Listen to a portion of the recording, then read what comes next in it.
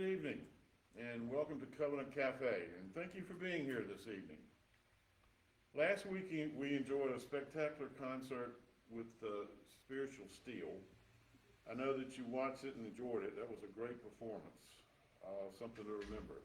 And just so you know, we had almost 1,000 views on that performance. So if you missed it, there's a link in today's email to YouTube, and you can watch it there. And remember, on tonight's presentation, if you have a question or comment, please type it down in the comments box and we'll try to get an answer for you. And tonight we have a special guest, and I'm going to ask Jennifer Powell to make the introductions. Sure. Good evening. It's my pleasure to introduce Joe Kessler to everyone this evening. Joe is the Director of Corporate Relations for Feeding Southwest Virginia. Joe is a member of Feeding America, the national organization, as well as the Virginia Federation of Food Banks. And Joe joined Feeding Southwest Virginia earlier this year, right in the middle of the COVID response, which I'm sure we'll ask him about a little bit later. Joe works with corporate, civic, and individual partners in the region to help feed the families, our fellow citizens, in this area. So welcome, Joe.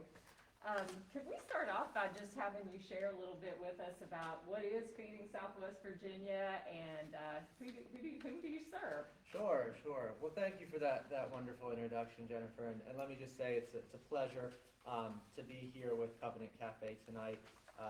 It's really a wonderful platform that you've created here for fellowship and to get the word out about projects in our community, and I'm just so honored and thankful to be a guest here this evening. You asked a number of excellent questions. Feeding Southwest Virginia is the area food bank here servicing Southwest Virginia. It's a member of, as Jennifer mentioned, the Feeding America National Organization. It's also a member food bank of the Virginia Federation of Food Banks. And we are responsible for, in partnership with agencies and pantries and other programs across the region, distributing food to a 26-county and 9-city area that stretches from Allegheny County in the northeast all the way west to Lee County in far southwest Virginia. It's about 12,000 square miles.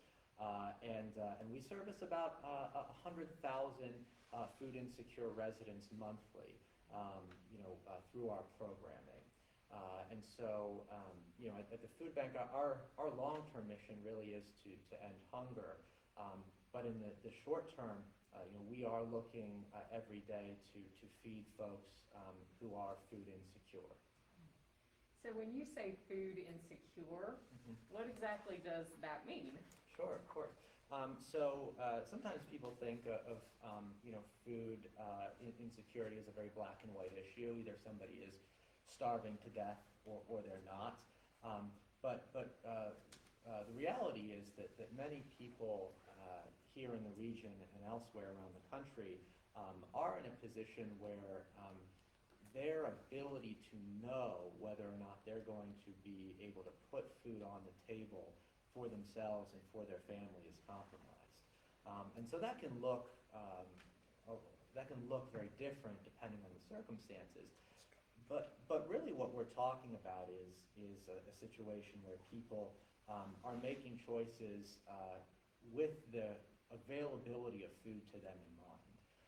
So whether that's making difficult choices about foregoing health care, whether it's skipping meals, whether it's eating food that's not as nutritious as it could be because these foods tend to be more expensive. All of these are signs and symptoms of food insecurity. And what is the food insecurity situation in our region? How bad is it? Yeah, that's a great question. It's something that is constantly evolving in the midst of the COVID pandemic and what we've seen and what we expect to be a rising need in the area. But at present, we would say there's around 146 to 147,000 food insecure residents in our region in Southwest Virginia. So that is 1 in 8 adults and also 1 in 5 children in our region. And so we're looking to bring that number down as quickly and as precipitously as we can. Right now, as I mentioned earlier, we're feeding about 100,000 residents monthly. So it's a daunting number, it's a daunting figure, and one that we are that we're challenged by in the months ahead. There's a lot of uncertainty in the economy, and we certainly saw a big surge in need this spring due to some of the lockdown activities. There are people who are able to provide food for their families in normal circumstances, but who might be living on a paycheck-to-paycheck basis, and who therefore, once that source of income disappears, find themselves very quickly in a situation of food insecurity that they may not have encountered prior. And so if a family is in a position where they're not sure where their next meal is going to come from or what compromises they might have to make, how do they find you, and what do you do once they do find you? Yeah, that's a wonderful question. So as I mentioned earlier, Feeding Southwest Virginia has 370 partner agencies and programs throughout our 26-county region. Folks can visit our website, www.feedingswva.org, which I would be happy to provide in the show notes or in an email. There is a list of partner agencies available there. But we have many ways now recently, especially, of meeting people where they are. And it's a big part of our programming in response to COVID relief efforts. Predating the pandemic this year was our mobile food pantry. So our mobile food pantry makes stops throughout the region, especially in places that don't have as robust a pantry infrastructure. Our mobile food pantry is a truck that will bring food to locations there where residents can pick it up directly. But we've also recently been doing what we call pop-up distributions. And pop-up distributions are where we bring a truckload of food, typically, to a parking lot or another public venue, and individuals can come there. All they need, no ID requirements, all they need is residency in the state, and they can get food directly from us at one of these pop-up distributions. We have done 20 to 21 of these already this year, and we have more scheduled through the end of this year.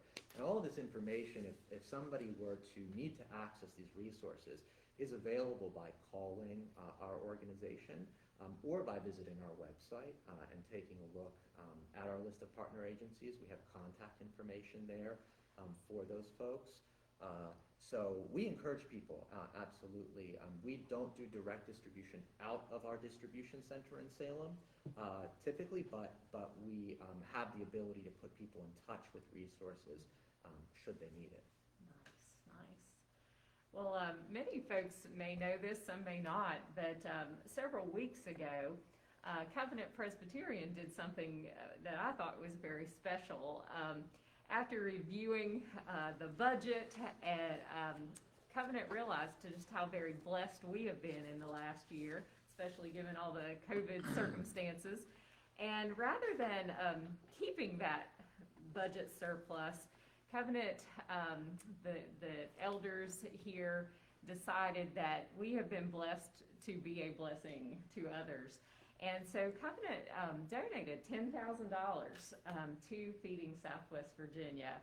And I was wondering if you could talk a little bit about how much of the money that is donated to your organization feeds people, and who will be served by that donation, and also how can we continue to help beyond? Of course, yeah.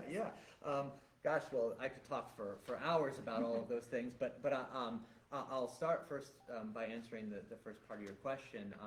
It's a question that we commonly get, which is, when I donate to Feeding Southwest Virginia, how much of my money actually goes to feeding people. Something that we're extremely proud of here at our organization is that for every dollar that's donated to us, 96 cents of that goes directly to programming. We have intentionally endeavored to run a lean and efficient organization, and an organization that receives top marks from independent auditors such as Charity Navigator, that takes a look at our financials, our transparency, our efficiency, and scores us accordingly. And so that 96 cents number is something we're very proud of, because we really, it is so important to us as an organization for people to feel that when they donate to us, they really are making an impact on hunger in this region. And so that, for us to be able to say that with confidence, we need to keep that number, as that number in terms of the overhead that's not going to feeding people, but is going instead to, either marketing or other ancillary costs as low as possible, so that, that 96% is on programming. It's impressive. Yeah, and I jumped right into answering your question, and I forgot to say, and let me just say this now, we are so appreciative at the food bank for the donation from Covenant Presbyterian. We cannot stress enough how this would not be possible without the contribution of individuals, of civic partners, of churches, of corporations, people coming together to feed folks in the area. And so to know that the folks here at Covenant, that our mission matters to them and that feeding people is important to them, and for them to show that through that donation of $10,000 is really, it's unbelievable, and it's so appreciated. One thing I like to tell people, we had that stat about that 96 cents on the dollar. The other thing that I want to make sure I stress tonight is that every dollar donated to Feeding Southwest Virginia helps us to provide 5 meals to food insecure residents in our region. So just to quantify what that means for the donation that we, just to quantify again what that means for the donation from Feeding from Covenant to Feeding Southwest Virginia, it's 50,000 meals that you've been able to help us serve. Wow.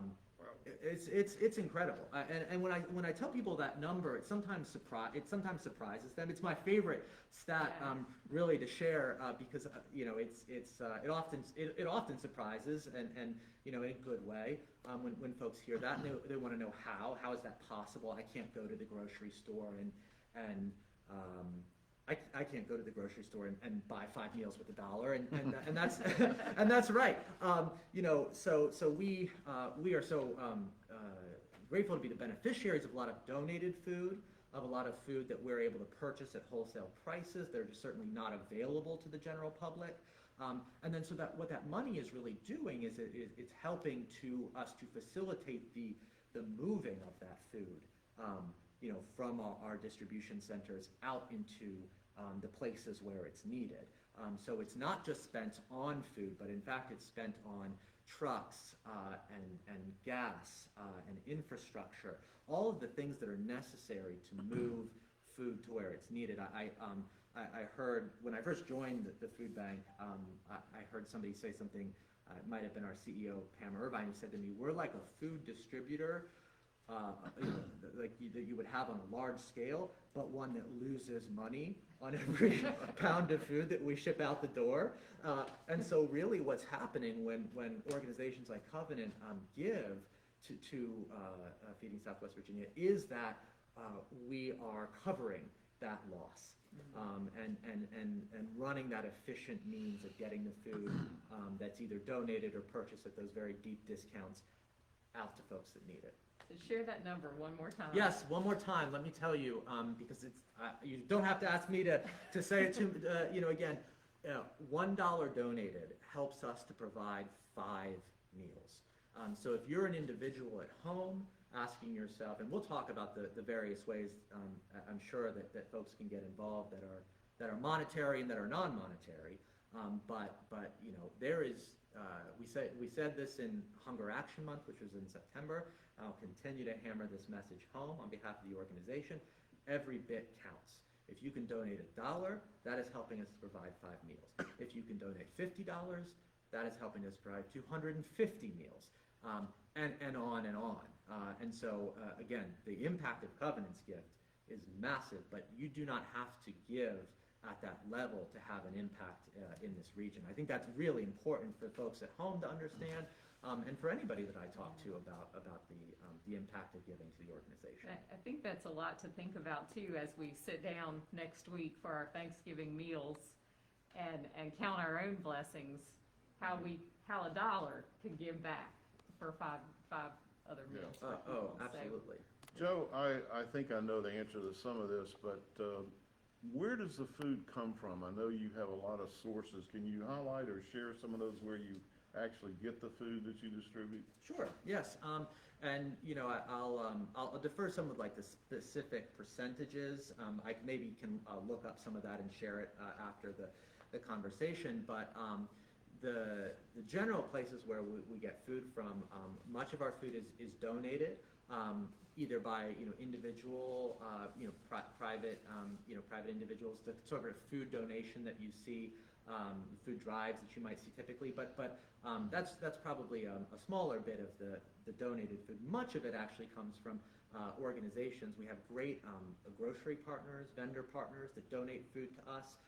When it, for whatever reason, it's inventory surplus, or it's something that's seasonal, but it's not readily saleable, or there's all sorts of strange reasons sometimes that grocery stores can't put food out on their shelves, but the food is perfectly good, and we have that.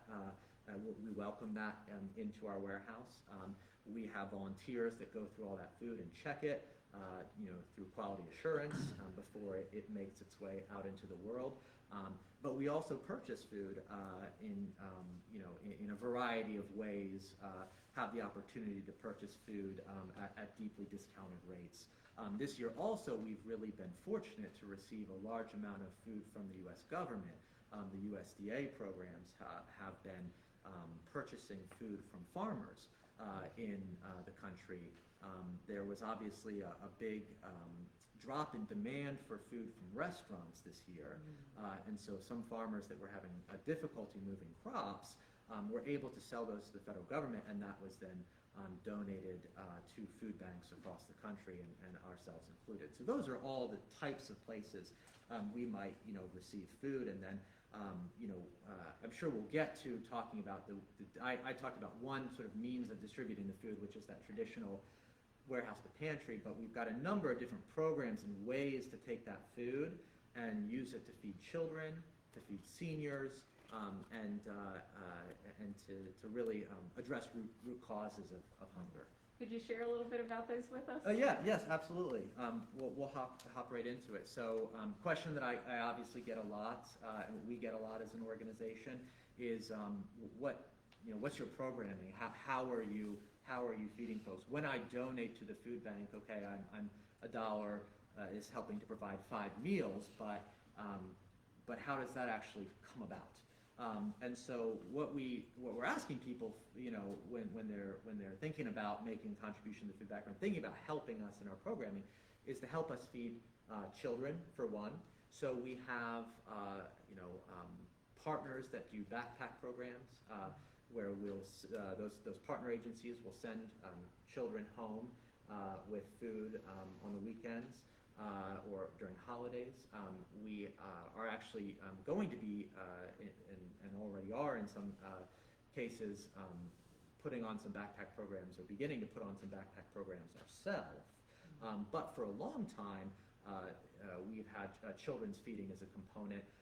In our Community Solutions Center, which we haven't had an opportunity to talk about, but this is actually our commercial-grade kitchen facility and community solutions, oriented facility on Melrose Street in Roanoke.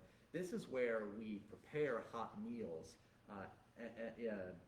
pretty much 5 days a week to be distributed to these partner programs that get it to kids around the Roanoke Valley. Out of the CSC, and then in Abingdon we have a separate kitchen there, same thing there, commercial grade facility where we prepare those hot meals. The hot meals have really been so vital this year because, as you can imagine with COVID, the traditional school cycle as many parents at home I'm sure know, the traditional school cycle has really been disrupted, and so we've stepped in some cases to help fill that gap. So in addition to the partner programs that help us get those meals to kids, we run our Cafe to Grow food truck.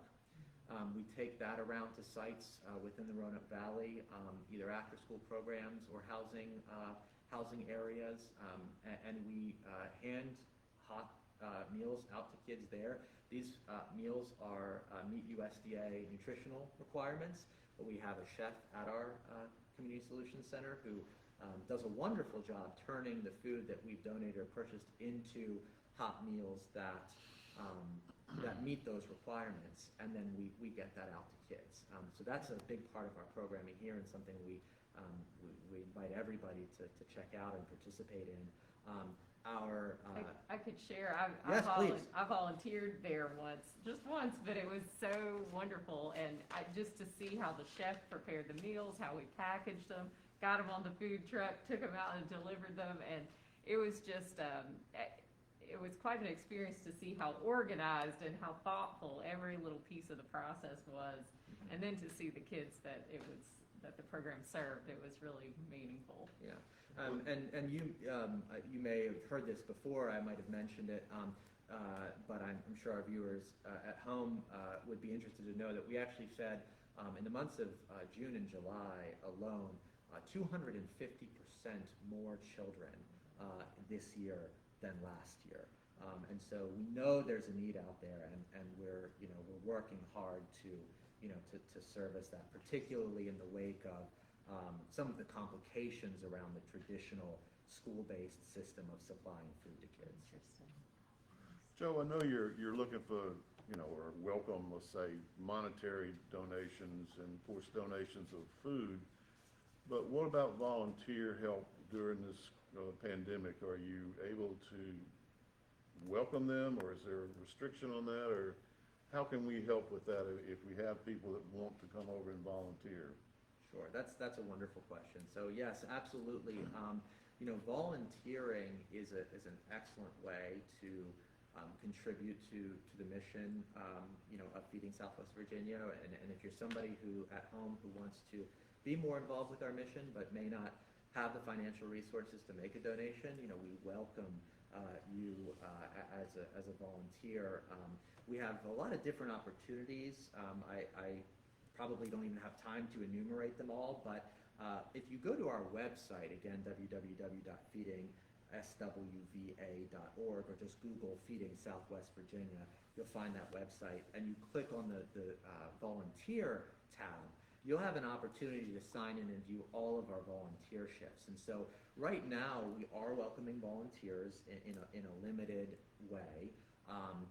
We have personnel limits, and as COVID, continues to be an ever-present issue this winter, we're continually looking at those processes and trying to refine to make sure that folks are safe when they're at our facility, to make sure that that we're doing everything we can to provide a good, safe environment for people as volunteers. So again, the opportunities there, we have many, either in our warehouse, doing quality assurance, doing some of that checking work. We have opportunities, we'll have opportunities hopefully to do senior box kitting. So we certainly want and need volunteer assistance, but we also want people to put themselves first when considering whether they're in a population that would be better served staying home at this time. We hope that folks will make that individual decision and do what's right for them. but we welcome the volunteer help, and we think, especially as God willing, we make our way out of this crisis next year, that we will sort of return to a standard operating procedure as far as that's So concerned. you do have a need for volunteers. Yes. And how do we connect with that? What's the best way? Yes, so the best way would be to go on our website. Now, if you're somebody who's if you're somebody who's interested in volunteering, but the website isn't working, for you as your computer, you don't like to use that computer, your internet browsing skills are not quite there. You can call our distribution center and work with our volunteer coordinator, and she can work with you. We do, especially at this time, need to keep careful track of folks who are coming in to volunteer, and so we use that online registration process as a way for you not only to be able to register for volunteer shifts, but to actually look at the opportunities, the dates, the times, the locations, and the descriptions of the volunteer events that are available. There's also capacity there, so you'll see, is there an available opening at this particular time for this particular volunteer work. Okay, we have a question from the audience. Yes. What calls or what motivates or inspires you to do this work? Wow. Gosh, that's a great question.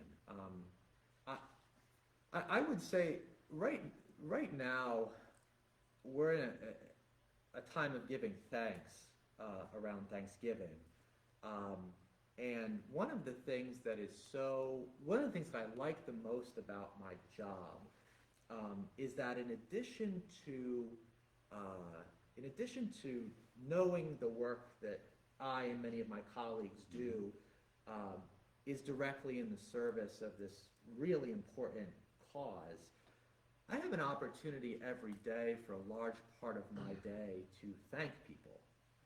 As I'm sure has been discussed within the walls of Covenant, a gratitude practice, an opportunity to pause and reflect on what we're grateful for, is a wonderful thing, not just for the folks that we are expressing gratitude towards, but it's a wonderful thing for us as well. I think this is my very much my personal opinion, that I have loved working with Feeding Southwest Virginia because it gives me the opportunity to show and to practice gratitude, but also my job is to give an opportunity to people, to organizations, to corporate partners to practice their own form of gratitude, their own taking stock of what do I have that I'm grateful for that I don't often think about, such as my food, I really never have, for many people I speak to, I never really have to think about the fact that I am not going to have food on my table. Many people are blessed, and that's certainly I'm in that category, blessed not to have that as a daily concern. Mm-hmm. And this year, especially in COVID, folks have come around, I think, in large numbers and said, wow, I'm realizing how many people are either food insecure or were very close to that point, prior to a small disruption in the economy. And so this is an opportunity now to give back and to show my gratitude for what I have by helping to feed others. And so for me to be the conduit of that, I find, and in a small part, I mean, having a development team around me, we have a huge staff here at Feeding Southwest Virginia dedicated to this issue. It's inspiring on a daily basis to me. That's a wonderful question, because I think, asking why this particular issue, I think gratitude and being grateful for what we have, particularly as we approach the Thanksgiving holiday, is such a huge part of it. Sure. Well, we have another question that's coming in. Yeah, It's sure. actually one I was thinking of myself, and it's interesting that we both have the same idea. But can you give an example of maybe something phenomenal that's happened in your mission, or maybe where Feeding America has changed someone else's life? Yes. So that's a wonderful a wonderful thing to talk about, which is, speaking with people who have, been in this situation and who have been helped by our service. We just sent out a mailer recently, and I'll I'll share that perhaps as well with the team after the conversation. But I was struck in particular by a conversation with from a grandmother who was responsible for ensuring that her grandchildren had enough to eat, which is not always the typical case that one might think about, because if your experiences with the nuclear family, then that might be a little bit different. But in many parts of our region, there are multi-generational chains of folks caring for one another. And this grandmother, she said, in the mailing, I am so thankful that when times are lean for us, there were two kids with her in this example, and this is where we got this testimonial from, that my grandchildren are not going to go without. And I just found that very powerful, because I think it speaks to a scenario where, where times may have been tough for these kids in the past. If they're potentially in that situation, familial situation, they've probably known some hardship, and so for us to at least take away that piece of the hardship, to make sure that these kids have enough to eat, and that the grandmother feels the pride in being able to ensure that she can provide for those grandchildren. That was a wonderful testimonial to read, and it's one that we actually just shared in a recent email mailing around Thanksgiving, and one that I'll make sure that because it's one of about 3 different testimonials we have in there. An email that I'd love to share with the group after the fact. Well, I have some more questions. Somebody's reading my playbook, I'll tell you that. No, this is great. I'm loving it. This is one I had early on, I didn't get a chance to ask you, but what or how do you define food insecurity? And it's a 2-part thing, I guess, the other part is where are the major food insecurity areas in the Roanoke Valley? Yeah, that's a great question. So there are some technical definitions for food insecurity that Feeding America has, and I want to absolutely share those with folks after the call. And I'm hoping I'm going to go back and review this video after the fact and make sure at each point I'm saying this that I'm going to follow through for the benefit of the folks on the call. Food insecurity, as I said briefly earlier, is not as black and white an issue as people tend to think about. I think in the popular conception, we're often thinking about somebody who's either got nothing to eat or plenty. And the reality is there's a really large gray area in there. And that gray area is what's typically referred to as food insecurity. It is the point at which it is not a sure thing that somebody knows where their food is going to come from. And it may mean they do have enough food, but they're making trade-offs to get there. They're skipping meals, or their food budget is so lean that they're not purchasing the types of nutritious foods that would be most healthy for them. Or they're making decisions about healthcare costs in relation to food. That's a big one that we see, especially among seniors. We haven't had a chance to talk, and I don't want to bridge the question or elide the question that quickly, but senior citizens happen to be the fastest growing category of food insecure folks in this region, and a large part of that is due to the cost of healthcare and those trade-offs that people have to make around that. And so if somebody is either sacrificing their own healthcare to have enough to eat, or are making decisions about cutting back on food to get that healthcare, we would very much consider that person food insecure. And now I'm going to have to apologize because the second part of the question. Where would you identify areas in the Roanoke Valley that have food insecurities?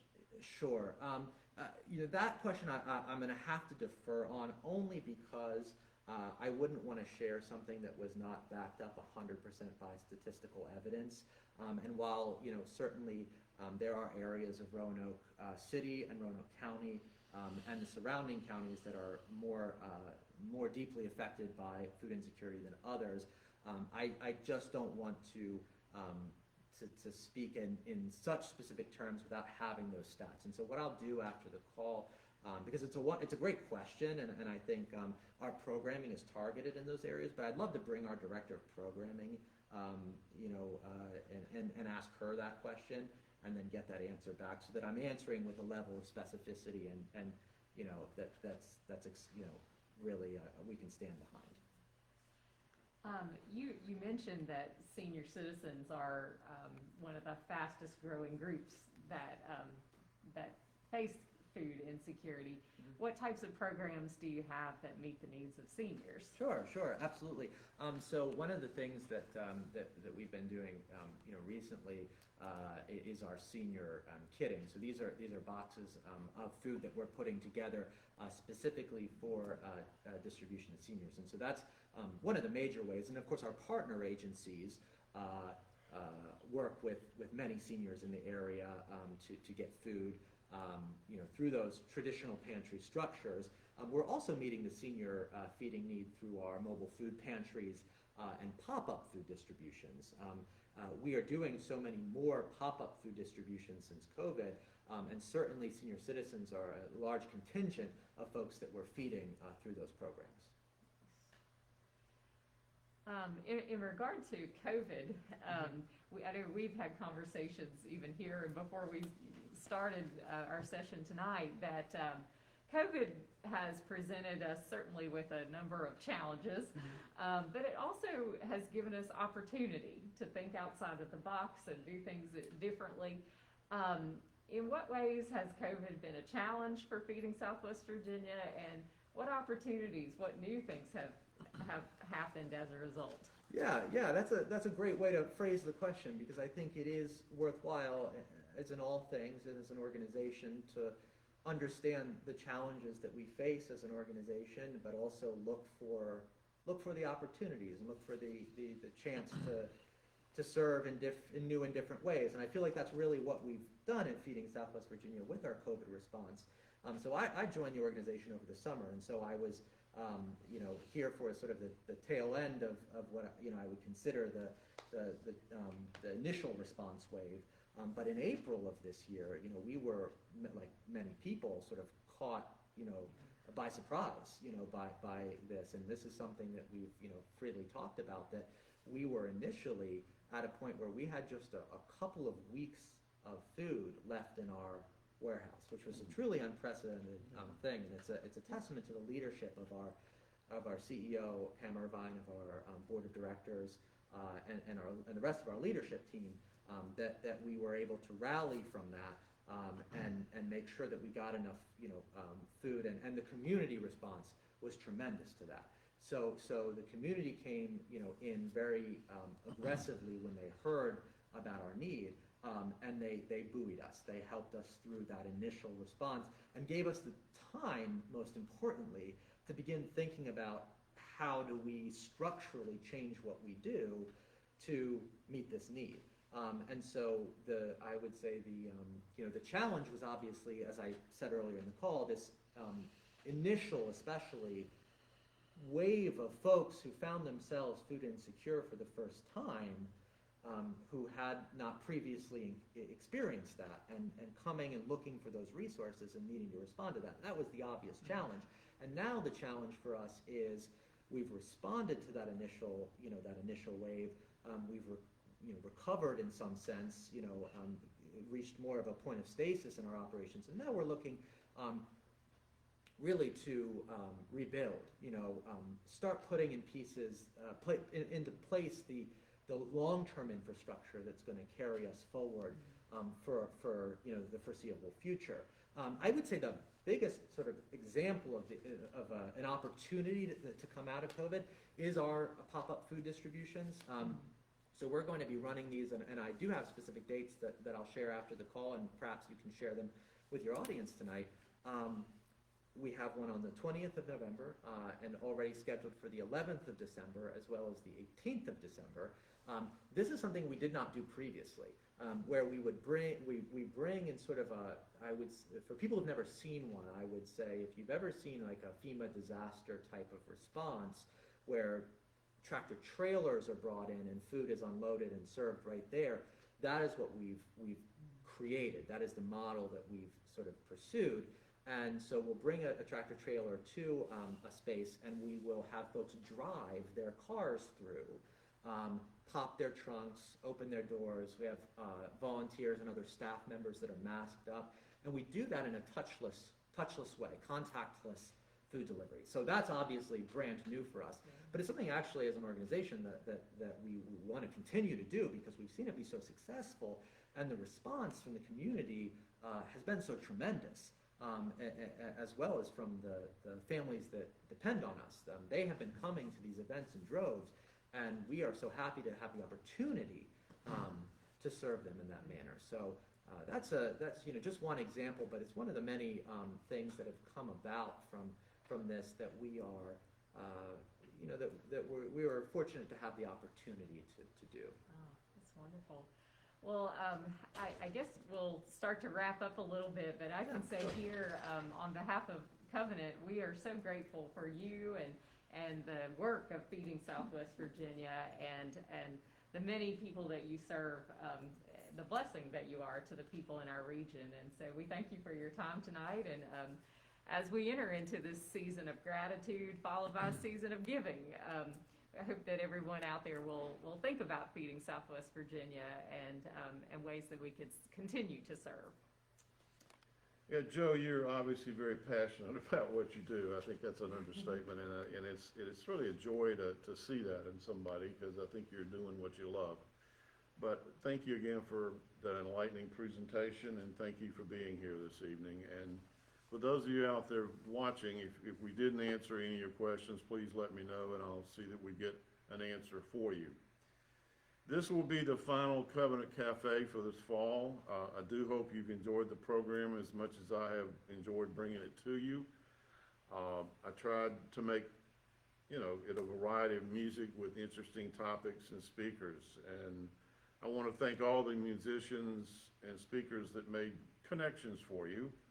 Maybe some adventure, of course fellowship, and a little education along the way.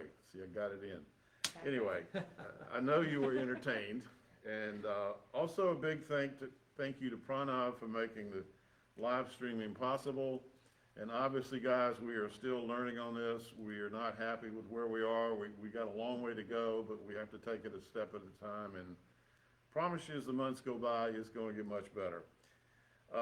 Hope to pick this up again after the first of the year and bring you a whole new list of presentations and performances, along with maybe a couple of surprises. Watch your church announcements for further details. So for now, I wish you the happiest Thanksgiving, good night, and go in peace.